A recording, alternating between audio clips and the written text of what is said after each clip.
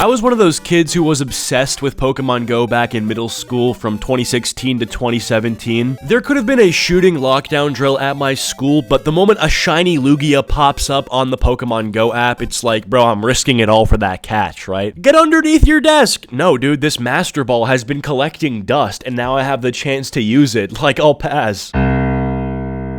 The game was so massive that YouTubers were making careers off of it, getting tens of millions of views going out and playing the game. It also infiltrated politics when Hillary Clinton said, we need to get the kids to Pokemon Go to the polls. I don't know who created Pokemon Go, but I'm trying to figure out how we get them to have Pokemon go to the polls. Yeah, that's why you lost to Trump, you idiots. But that was 6 or 7 years ago at this point, and now the game is a fraction of its size when it peaked. And that's fine, it still has a pretty strong community of people who like it. Well, recently, Pokemon Go and the company behind it, Niantic, have been embroiled in controversy which has left many of the fans of the game pretty upset.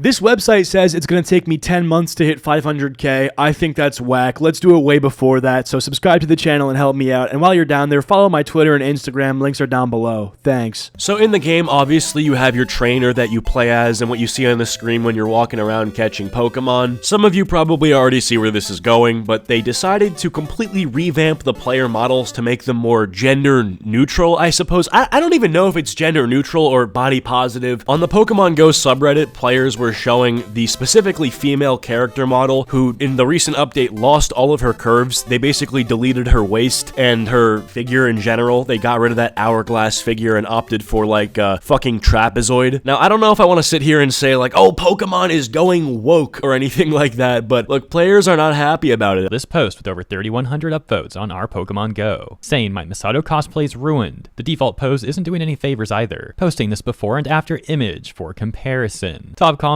such as, what? Is this the new update? Mine still looks normal. Only Niantic could release a visual update and make it look like a 2000s graphic. Yep, it's the worst update so far. People aren't happy with it, and you know what? I can see why. Whether you think it's woke or not, it looks like shit. Pokemon Go made this tweet saying, trainers, your avatar can now look even more like you. We're excited to announce that new avatar customization options are now live in Pokemon Go. Hashtag rediscover Go. Bro, this is horrible. And it's so funny because the whole thing is that, okay, these images of the characters are unrealistic or whatever. You know, the girls are too curvy. So in response, we're gonna make them ugly as shit and basically say that not only are they ugly as shit, but now you can relate to your character more that it's ugly because our players are ugly. Seriously, it's not me. This is okay, I think this actually might be me. Is this me? Bro, you basically just slighted your entire player demographic in the funniest way possible. Think of a male video game character that's like peak masculine performance right now. I'm gonna go with Kratos from God of War. Now imagine if Blizzard said, hey, we're gonna make our game more accessible to our wider audience, and we're gonna try to make our characters more relatable to those who play our games. And in order to do that, we've basically taken Kratos and redesigned him to look more like someone who plays our game. And it's just some fat, sweaty, neck beard, long hair grease ball. You would be offended. You'd be like, wow, this is what they think of us. And, you know, they might even be right, but you still have to get offended because you have to kind of disassociate from who you actually are. It's a shockingly bizarre move by Pokemon Go, and you can see the backlash they're getting all over social media. Responses such as, please change it back. This update is just as bad as the remote raid nerfs. Y'all, please change it back.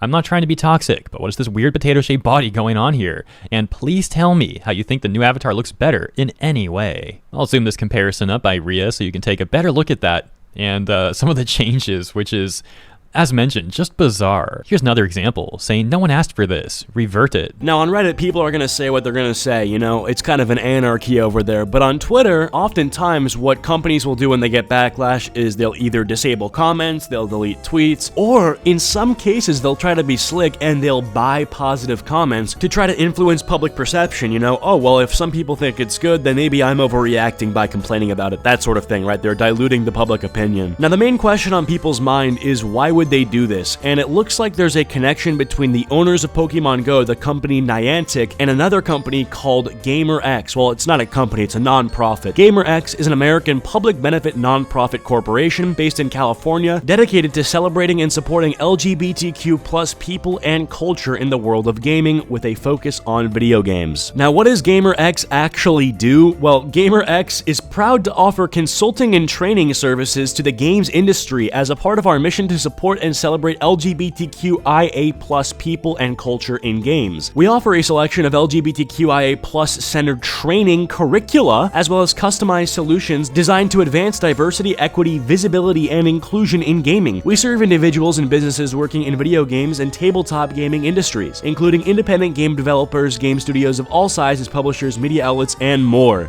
Sound familiar?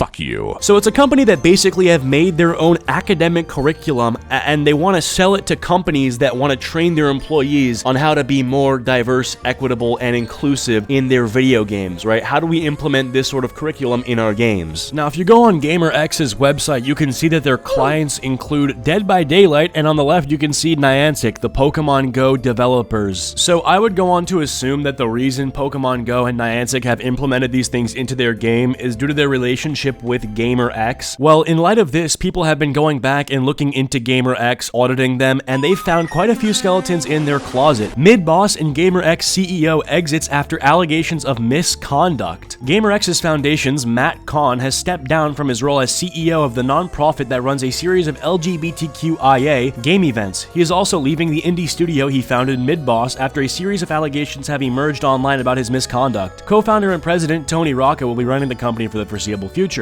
Allegations began trickling a few days ago that the studio had underpaid people and that Kahn had verbally abused and sexually harassed employees. A number of former Mid-boss team members have sounded off on the social media platform Twitter about their experiences while working at the studio. Alright, so despite that CEO being a fucking weirdo and GaymerX having some skeletons in their closet, why would you, as someone who works at Niantic, feel the need to become a client of GaymerX? Like, what does that actually benefit you as a company? You're gonna pay some people that are gonna tell you how to be more tolerant and inclusive into your game, a game that can be accessed by anybody of any color, of any race, gender, or sexual orientation, and people enjoy it. I mean, Pokemon has a pretty diverse fan base. So you're doing that, which is already kind of not making sense to me why you would do that. But then the manifestation of that is the worst update known to mankind, where you're erasing the geometry of the two different player models. Like, is this supposed to be making them both look more non-binary? Why? Why wouldn't you just add a non-binary option? Why make the gendered ones, the male and female ones, look fucking weird? What point is that? What does this do? Like, you know it's bad when the player model for the girl looks less like a girl than half of the Pokemon. Like, Gardevoir and Mewtwo are actually more thick and more feminine than the literal woman. How does that even make sense? Like, why? Why would you do that? What fucking purpose does this serve? And you gotta think too, I mean, this is a dying game. The IP of Pokemon Go, sure, it's got pretty good name recognition, but no one that I know still plays the game. I don't play the game anymore. I'm sure it's got an active community, but it's a fraction of what it used to be. And you're telling me their priorities are erasing player models'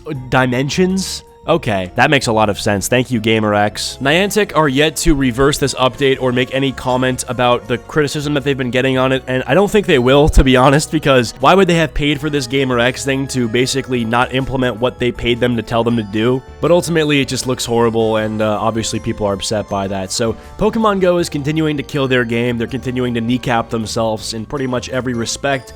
But with that all being said, I hope you guys have enjoyed this video. If you have, please be sure to leave a like and sub if you're new. Follow my social media. Links are all down below. And I'll see you guys next time. Peace.